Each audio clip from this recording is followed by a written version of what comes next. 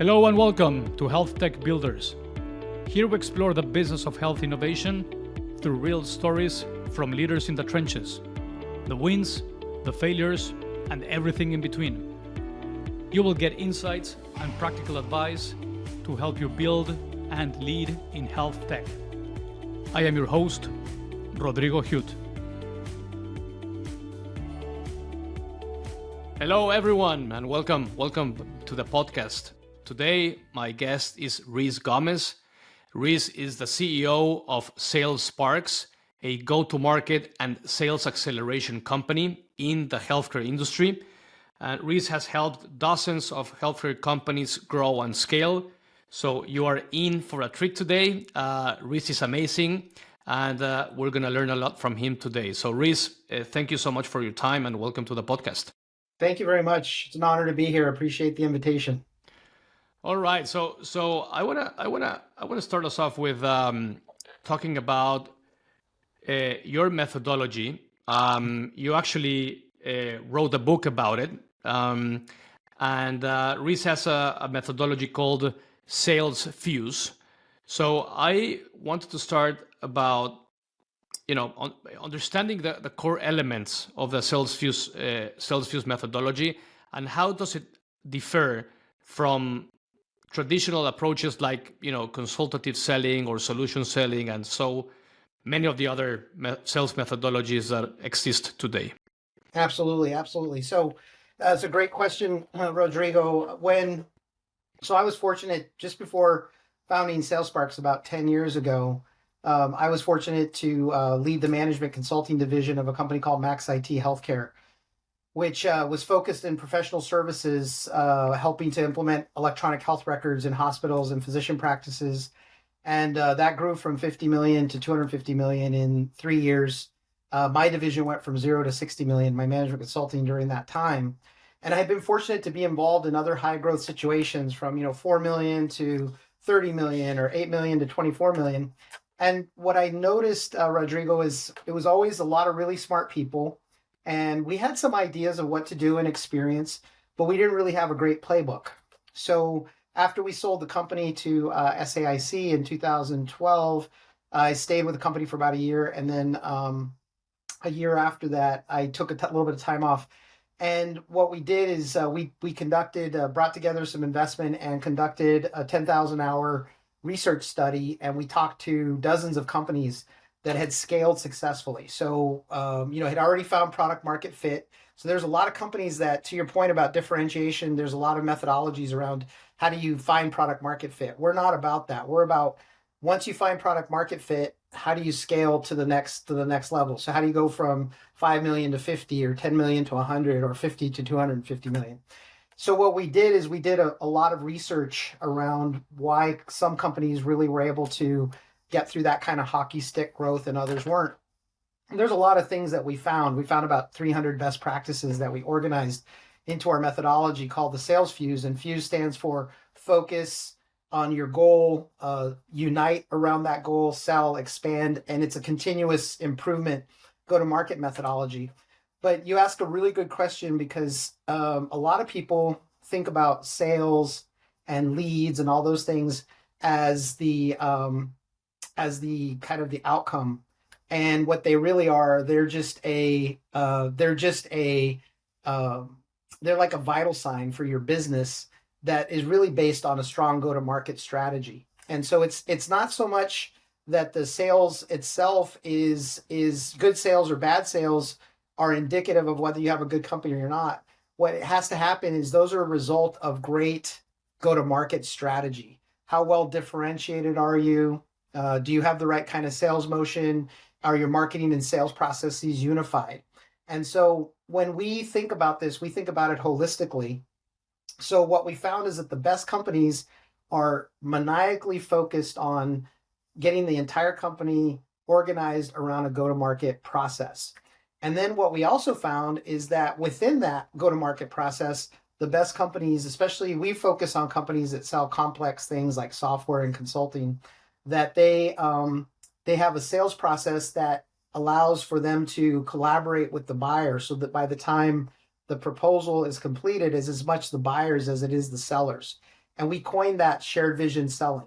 So it's that combination of looking at your entire go-to-market strategy, having the right elements in place for success, and then bringing shared vision selling as a component of that has really driven the success for our organizations. And it's much different than siloed methodologies. So you could go to a Sandler, or you could go to a Miller Hyman, or you could go to dozens of other types of methodologies.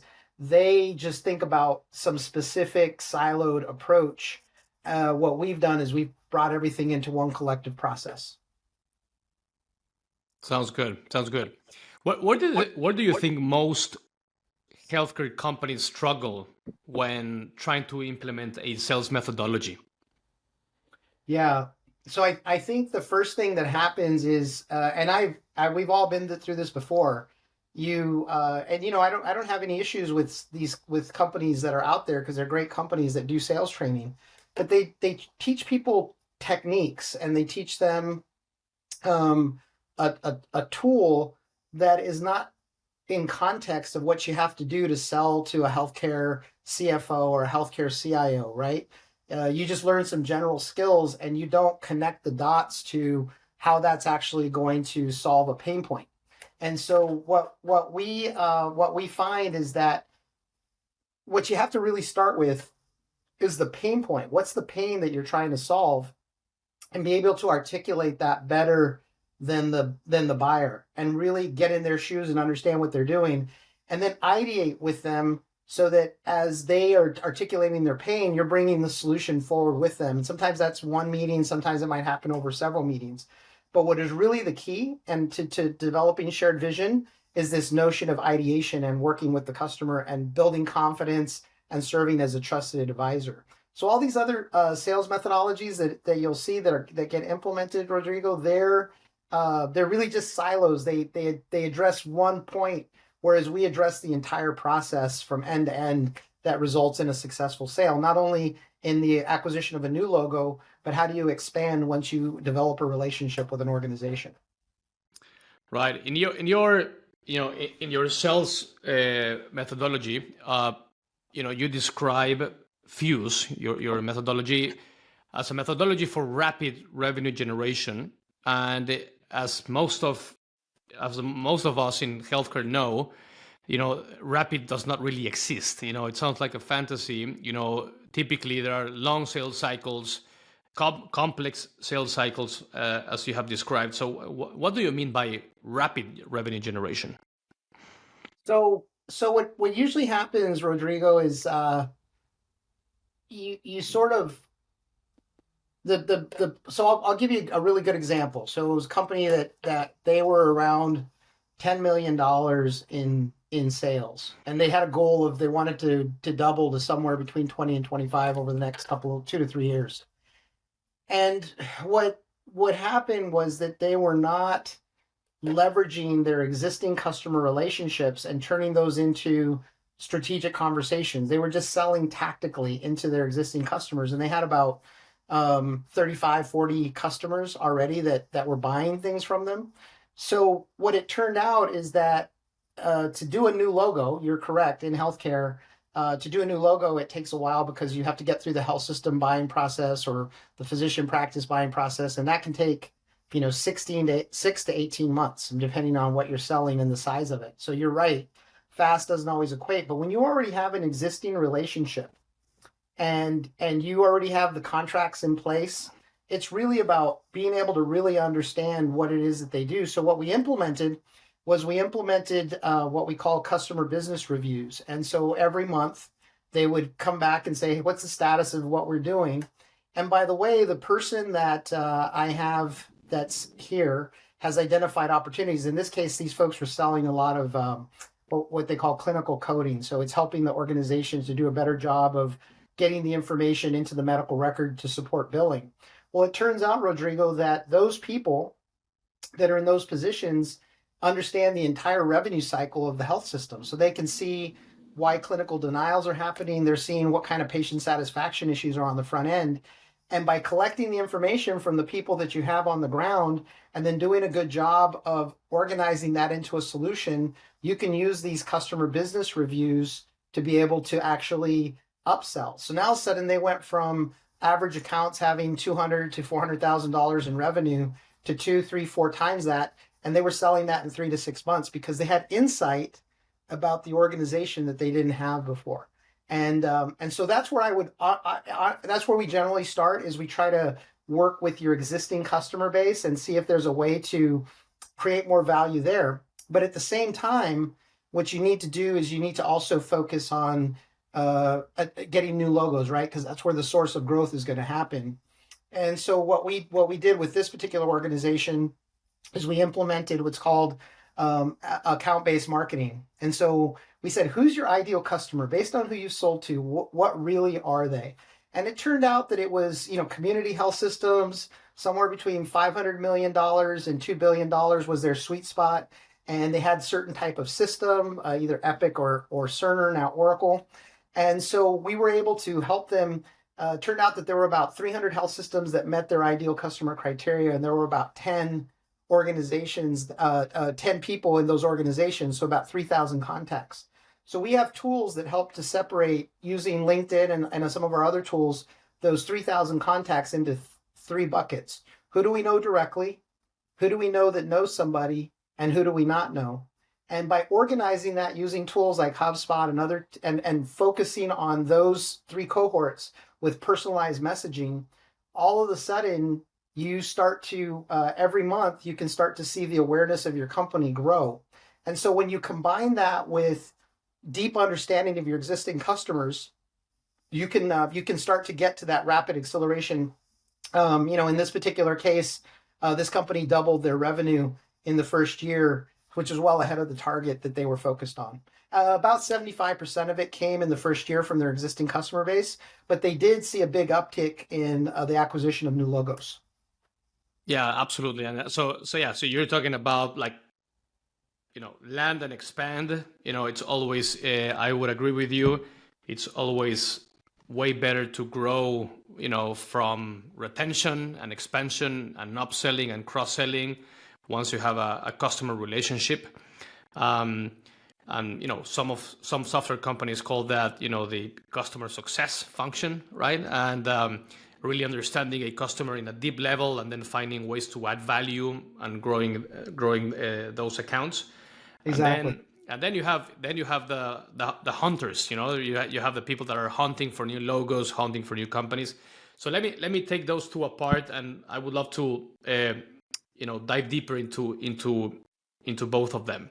So let's start with new customer acquisition, right? New customer acquisition, and you talked about one of the first steps in my experience with new customer acquisition is clearly defining who your target audience is, right?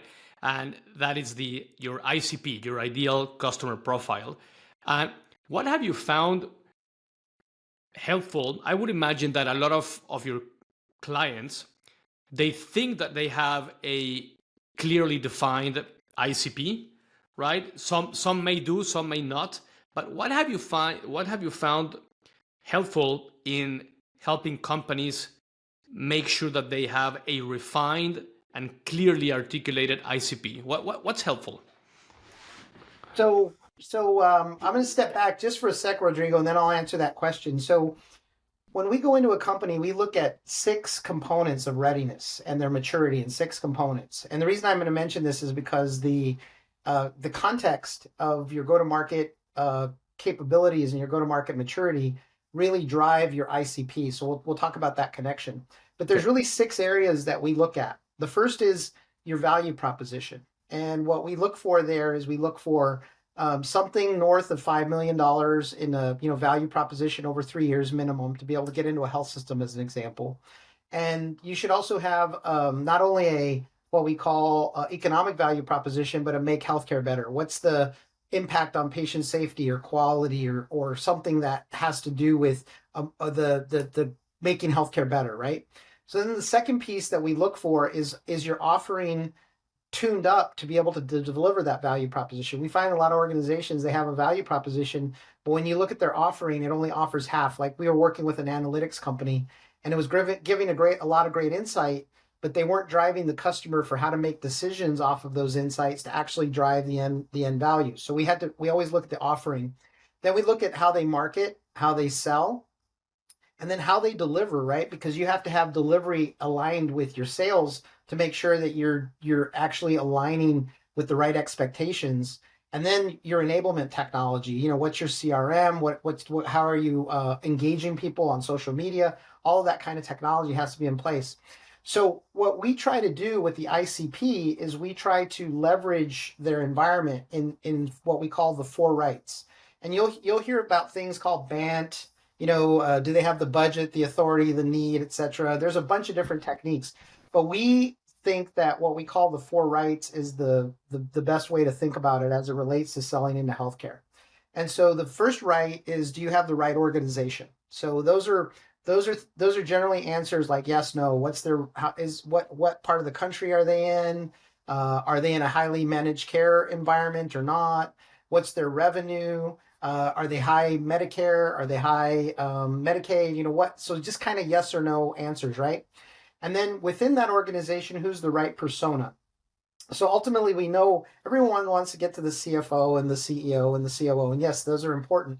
But oftentimes, the people that want to talk to you are the director level people that will talk to you, and you can find out information and you move out and you kind of climb from those initial conversations up into those more senior conversations. So you have to have the right personas. But then the part that most people miss is the right pain points, right? Because when you're selling something, only about 10 to 15% of the people need what you're selling at a certain given point in time. Mm-hmm. So what you have to do is understand their pain points, and is that pain strong enough to create urgency for them to buy something from you? So we call that, do they have the right pain points? And then the right triggers. So a lot of times we'll see that if an organization changes a CIO, they change the CEO, they just acquired a new healthcare organization, all of those things come into an effect. And when you look at your ideal customer profile holistically like that, what it allows you to do is drive highly personalized messaging to somebody that's specific to their pain point. And that's really that's where we spend a lot of time with our customers, and we analyze their Salesforce data or their CRM data, and we try to understand correlations between wins and losses and what kind of information they had in place. And we spend a lot of time there, because when you refine that ICP, to your point, and then you align your organization around the right plan, but you have to have those 6 components, right? You have to have the value proposition, you have to have the right offering, your marketing approach has to be great, your sales, you have to have the right delivery and the right technology. And every organization is different, right? While those 6 areas are components that we look at for everybody, some people are really strong in one area versus another. So this isn't a one-size-fits-all approach for us. We go in, we diagnose where their strengths and their weaknesses are, and then we help them fix those things rapidly. And usually, to your point, ICP is one of those. That's great. That's great. I love it. So let's assume that a company has those 4 components in place, and they have the value prop, they have the technology, and then you have defined clearly your ICP. So, and you're about to launch a new campaign to acquire new customers in a new state. Let's say that you're launching a new state.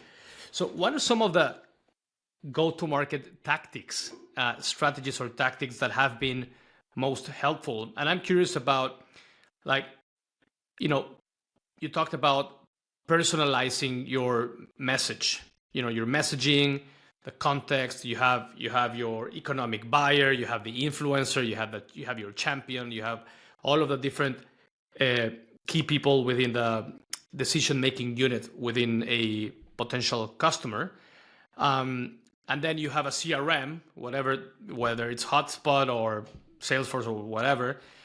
Let's assume that you have the data and the CRM. Then how do you go about doing that at scale when you have limited resources and limited people as well doing the actual work? Give me an example. What would be a good what are some of the strategies, tactics, or campaigns that you've seen that has successfully worked at customer acquisition with personalization and all of those components in place? Well, so it's what do we really try to do, Rodrigo? You ask a really good question. So the foundational element of this is what we call the relationship status with that organization or person in that organization, right? So if I'm so let's just use HubSpot as an example, right? So let's say I have 500 organizations that I'd love to do business with, 4 personas each. I got 2,000 contacts.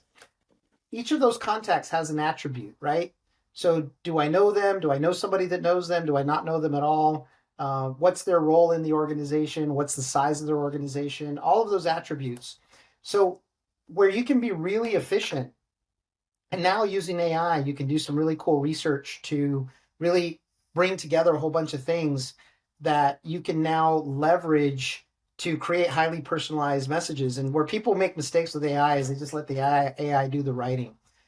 My view with AI is there's the two words in AI that I think are going to be the most important words going forward are context and nuance. So context first, you have to give the AI context. What problem are you trying to solve? Who are you trying to connect with? Give the context. But then what comes out, understand that what it's giving you is not going to have the nuance. So a human still has to be involved in all of that.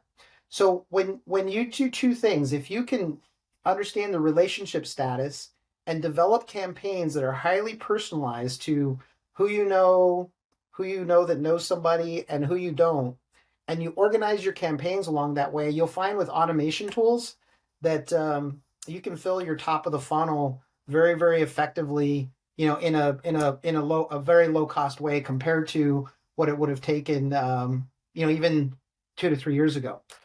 So what I find that's really cool about AI is that all of a sudden companies that weren't able to compete with the big boys all of a sudden if they've got the right people and the right understanding, you can actually compete very effectively if you use these tools smartly. Yeah, I would agree. And then the personalization is key, Rodrigo. And what's amazing is we have a tool that allows us to understand what those relationship statuses are within just a week or so, instead of having to do a bunch of manual pulls through LinkedIn or do a bunch of manual things. We have a great tool to be able to put those into those status.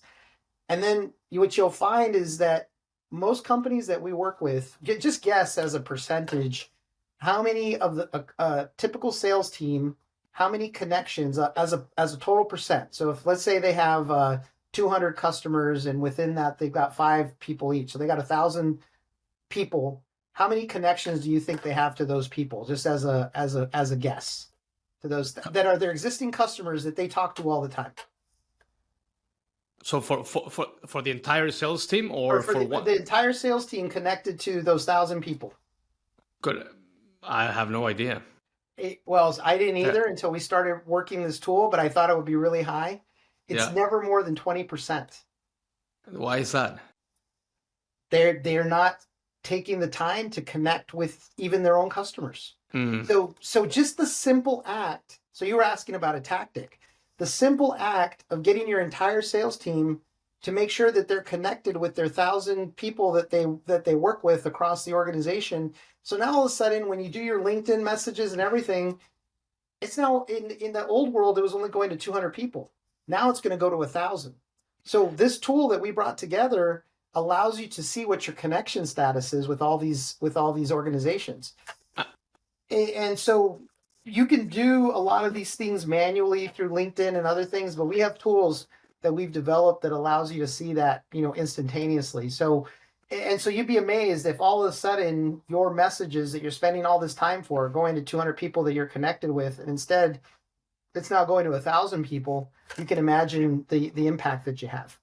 So you're talking connected in terms of LinkedIn connections. You're talking about from your 1,000 people in your customer base, how many of those you are connected with through a platform like LinkedIn? Yeah, I'd ask your listeners to go back and see if they even know how many they're connected to. And I will be surprised if any of them come back after they do the analysis with higher than 20%, maybe 25%. Let me ask a follow-up question. So let's say that you are opening a new market. You have identified the 500 potential customers in that region, in that state, and you may know five, through your network, but then the other 450 you don't know. So you have to start reaching out, through campaigns or whatever, emails, calls, outbound, inbound, content marketing, whatever it may be. What are the most cost-effective channels to start a conversation with a prospect nowadays, given that it seems that many of the marketing channels or sales channels are quite mature, in my opinion. Some are expensive or getting more expensive, so customer acquisition costs are, getting higher and higher. People are responding less to emails, less, nobody's picking up the phone. So I'm not saying any, but I'm exaggerating. But the point is, like, what are some of the channels or that you are finding most efficient nowadays? Well, it's really, I'm going to give you a little, I'm going to give you it depends. Okay. So going back to what I said is that sales um, and leads are just a symptom, are just an outcome of a good go-to-market strategy. So what ends up happening is that depending on the strength of your go-to-market strategy and your go-to-market maturity, there are different channels that are going to be better for you than others. All right. So if you're very immature, you're just a startup, you got to really focus on those five people that you know, because and figure out a way to sell to them as best you can, because almost no one in healthcare is going to take a bet on someone that they don't know that's new. It's just very difficult. So you got to really leverage your relationship network. Now, a more mature organization, the ones that we work with that are say $5 million and above in revenue, what we say to them is before you start these outreach campaigns, make sure you have your website is really good. And it's got video, it's got customer testimonials, it explains well what you do, it's visually appealing. All right. Make sure that you've got good case studies on the outcomes that you have. And then what ends up happening is you have to put together, Rodrigo, an offering that someone can't refuse. Okay. So, and that's not, it turns out that it's not that easy to put an offering together that someone can't refuse. So what you have to do is you have to, first of all, and the big mistake people make is they try to reach out and say, well, Rodrigo, meet with me. You should meet with me. No one's going to meet with you that doesn't know you until you've added value for them. So understand who they are, personalize using the AI tools at scale, and start to build these relationships, right? Get them to download white papers, get them to watch videos, get them to do those kinds of things. And then once you've created interest, then what we call these signals. So if you're trying to go after 500 customers in a new geography, leverage your relationships first, as we talked about, but then start to look for these signals that are based on these outreaches that you do, and it all comes down to thought leadership and adding value. So if you have all of those things in place, the most effective thing that we've seen is to run multi-channel cadences.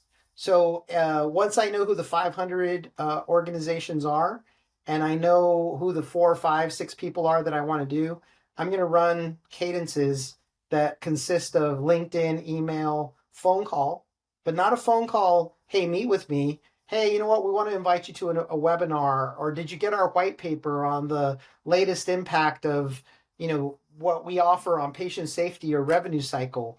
Did you guys get all those things? And then what happens is what you'll see, Rodrigo, is your signals start to go up and the interest starts to go up. You start to build trust and confidence. And then all of a sudden, you've now earned the right to ask for those meetings. So sort of think about this as, there's so many CEOs that come to me and say, I need more leads. That's my only problem. I only need more leads. No, it's not that you need more leads, because if you have more leads, you're just going to strike out more often because you don't have the right website. You don't have the right value proposition. You don't have the right offering. you don't have all those pieces in place. And they're like, wow, if I could just get more leads. If I've heard that so many times, and most of the time, it's not a lead problem. It's the problem that they have not created an attractive value proposition and an attractive perception of their organization. Yeah, awesome. That's great. Um, let me double click on the messaging piece and personalization. When you're reaching out to uh, potential customers, prospects, leads, whatever you want to call it, and they are just getting to know you, but you already know who they are. You were able to gather additional information using AI about their company, their pain points. You went through their 10K and you learned about their priorities and so on. Then, in practice, what would a good personalized message look like? Today you see I'm sure that you get these messages like I do, and you get emails saying like, "Hi Rodrigo, we are a company blah blah blah blah blah, and your company X would benefit from our product Y." And then there's a little bit of personalization in there, but which is good. It's better than not doing it. But my point is that it feels that a lot of sales teams are getting they're getting smart about using this. And you as a business, which you are a business as well, you also see these emails coming in, text messages, LinkedIn, and it feels a little bit saturated. You receive so many emails, so many text messages, so many calls, so many LinkedIn messages. So how do you really leverage personalization to really cut through the clutter, to generate some interest, so someone can at least give you 1 minute of their attention, so that you can deliver a video or white paper or an invitation to a webinar, whatever it may be? Absolutely. So, first of all, it requires persistence, because it's somewhere between 12 and 15 touches before someone even starts to get comfortable and starts to even think about responding. So you'll see a lot of founders of earlier stage companies. Oh, I tried to do XYZ campaign for a few weeks and I didn't get any results. These are things you have to invest in. That's an asset that you build over time. And if you're not committed to 6 to 12 months to really do this right, these little one-off efforts aren't going to help. Okay, so that's really the first point. So what it then comes down to is creating a personalized message that you can hit from multiple channels: LinkedIn, email, phone. Surround somebody through cadences somewhere between 14 and 21 days, where you're trying to get a hold of them, and then kind of give it a rest, and then come back, go to the rest of the organizations that you're trying to go to. But with the personalization, the way that we think about personalization, Rodrigo, and companies, we see this all the time. First thing company says is, this is who we are. This is what we do. That's not how you go to introduce yourself to somebody at a party, or you're starting a relationship, right? You meet somebody. Oh, my name's Rodrigo. This is what I do. I help companies grow faster. I'm from, Argentina. You don't do that. First thing you do is you ask them about themselves, right? And so what personalization means, and that's why the 4 rights are so important, is that if you do it right, you're going to understand that they have the right pain points and the right triggers. So your personalization attacks something that they're going to have a pain point about.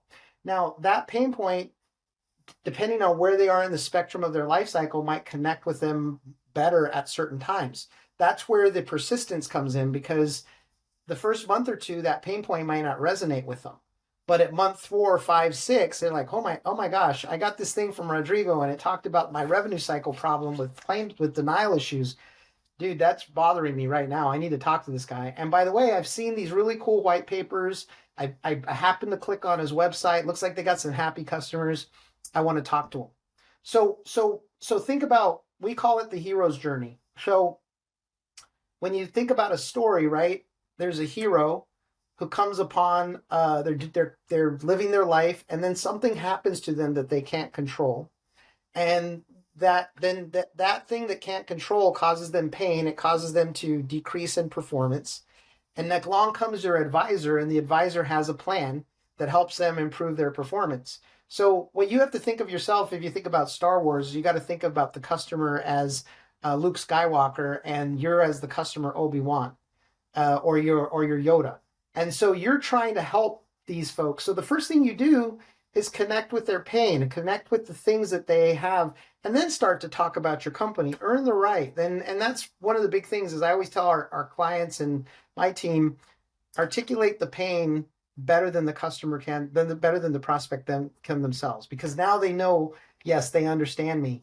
And then do the rest. That's a good one. And when we make those little tweaks, Rodrigo, it along with the ideal customer profile that we talked about earlier, you see much better results. But if you don't even bother to do this for 2-3 months, if that's all you're committed to, you have to be committed to do this. Even if it's with a small team, do it right, be persistent, get in front of the right people, be methodical, follow a process, and you can't help but be successful as long as your solution works. And so that's why we only work with companies that have proven product market fit, because sometimes if you don't have product market fit, what you're selling, you may do all those things right, but they don't want to buy what you have to offer. And we can't help that. That's not, we don't work with companies like that. But if they've got something that's proven and they're just trying to scale faster, we can help them with all those things. How much is enough? You said about like, don't give up, persistence, hit them 12, 15 times. How do you think about communication fatigue, and at the same time being respectful to not spamming someone? That's why we say, if you've got let's just say 1,000 contacts, pick 50, and I'm going to run through those 50 people over the next 2 to 3 weeks, and then give it a rest, right? Because its timing's not right. Then go to the next 50 or 100 and run through the cadence. So, but just be persistent, be comprehensive, have the right message. And a big thing too is look at this less as I'm focused on an outcome. Focus on the process. Focus on your process. If you follow the process, you're going to get the outcome. And so if you're highly personalized, you're methodical, you're disciplined, you're going to get the outcome. And so the big thing is to think about this as an experimentation of A/B testing. So if you're going to do 100 people, and you're going to do 50 with this kind of an angle and 50 with this other kind of an angle, and see if you can start to compare and learn. Don't look at this as like, oh my gosh, I gotta get this specific outcome. Yes, we want an outcome. We all do. We need to be profitable. But also look at it as experimentation and learning, and say, you know what, that campaign didn't go so well. This one looked like it had a little bit of a spark. I'm going to pull the thread on that one a little bit and see if we can move through it. And so have a curiosity mindset. And if you have that kind of curiosity mindset and you go into it with the right attitude, it's actually a lot of fun. And I know people probably don't always equate that kind of outreach with fun, but I like it. It's a lot of data, and you're learning how to connect with people. Amazing. Awesome. So once you acquire a new customer, you talked about this earlier, that the key is to land and expand, build relationships, create value, and so on. And clearly, especially if you're a software company, on a SaaS business model, recurring revenue and particularly retention, it's kind of the ultimate goal, right? You want to retain, and you want to upsell and grow that customer relationship. But I found that retention, it's a lagging indicator. It takes time, to get to retention and see the numbers and so on. But retention is the outcome of a lot of things. So I tend to think about leading indicators of retention instead of a lagging indicator of retention. And you mentioned one of them, which was the monthly business reviews, right? Like if you have an opportunity to meet with your customer once a month, and you have a deep dive, a business review about how they are using your product and so on, that gives you signals in terms of, how they are doing in terms of the product usage, their experience, their value, and so on. And I was curious, I wanted to ask you, like, what, in your opinion, in your experience, what are some of the best practices or strategies or tactics that you have seen that are potential leading indicators that you are moving in the right direction? Yeah, so I think we talked a little bit about this earlier, but we call them signals, right? So the idea is there's signals of engagement. So you could and you could collect these things in a very and study them in a very quantifiable structured way. So think about signals like um, people that how many likes did you get on the last post? How many comments did you get? Who commented on them? How many unique visitors did you get to your website? How many people downloaded the white papers? How many people replied to the emails that you sent out? How many people replied to your LinkedIn request for connection?